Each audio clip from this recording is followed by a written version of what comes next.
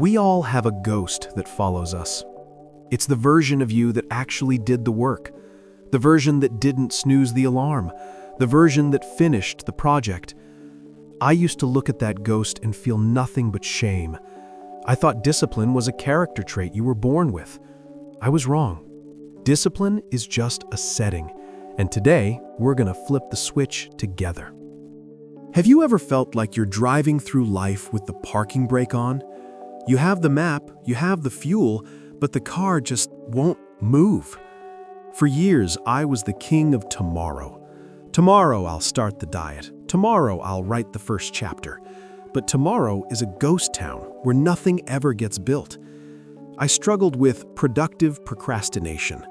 I'd clean my desk to avoid the work. I'd research the best gym shoes instead of going for a run.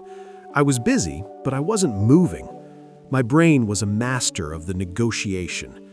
"You're tired," it would whisper. "You worked hard today," it would say. "Just 5 minutes of scrolling won't hurt." Those 5 minutes turned into 5 hours, and those hours turned into a year of regret. I wasn't lazy. I was stuck in a feedback loop of comfort and guilt. To fix the machine, you have to understand the engine. Evolution gave you 2 brains for the price of 1. First, there's the pilot, the prefrontal cortex. The pilot is logical. The pilot plans for 10 years from now.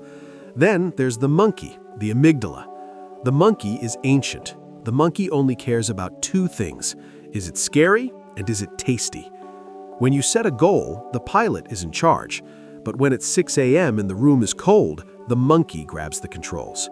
The monkey doesn't understand future success. It only understands current comfort. Most people try to fight the monkey with willpower, but willpower is like a phone battery. It's at 100% in the morning, but by 5 p.m. you're at 5%. And a 5% battery cannot win a fight against a hungry monkey.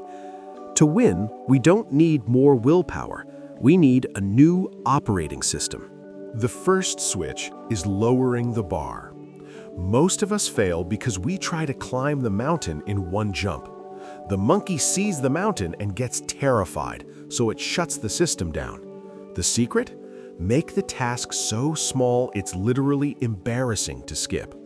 Don't do a 45-minute workout, just stand on the yoga mat. Don't meditate for 20 minutes, just take 3 deep breaths. This is the gateway habit. The goal isn't the workout, it's the transition. Once you're on the mat, the monkey stops screaming. The hardest part of any task is the first 120 seconds. Win the first 2 minutes and the rest of the hour takes care of itself. The second switch is the identity vote. Every time you do a small act of discipline, you are casting a vote. You aren't working out. You are casting a vote for "I am an athlete." You aren't writing. You are casting a vote for "I am a writer." When you focus on the outcome, you're always chasing. When you focus on the identity, you're just being yourself. Stop saying, "I can't have that cookie." That sounds like a punishment. Start saying, "I'm not the kind of person who eats that." That sounds like a fact. Discipline is the art of stopping the negotiation before it starts. You don't negotiate with gravity. You shouldn't negotiate with who you are. The third switch is designing the path. Stop relying on your brain to make good choices. Your brain is a path of least resistance machine. If your phone is next to your bed, you will scroll. If the gym bag is in the closet, you will stay on the couch. You have to increase the friction for bad habits and decrease the friction for good ones. I started putting my phone in a different room at 9 p.m. I put my running shoes right in front of the bedroom door. I made the wrong thing hard and the right thing effortless. Be the architect of your environment so the pilot doesn't have to work so hard to stay in the air. The final switch is the never miss twice rule. Perfection is the greatest enemy of progress. You will have a bad day. You will eat the pizza. You will skip the gym. The old me would say, "Well, the day is ruined, might as well quit for the week." That's like getting a flat tire and then slashing the other 3. Discipline isn't about never falling. It's about how fast you get back up. Missing once is an accident. Missing twice is the start of a new habit. If you trip, don't look back at the hole. Look forward at the next step. Discipline isn't a punishment for your past self.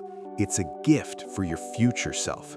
It's the quiet confidence of knowing that when you say you'll do something, you actually do it. It transforms you from a leaf blowing in the wind into the wind itself. It's heavy today so that life can be light tomorrow. The ghost of your potential is waiting for you to catch up. Flip the switch, set the default.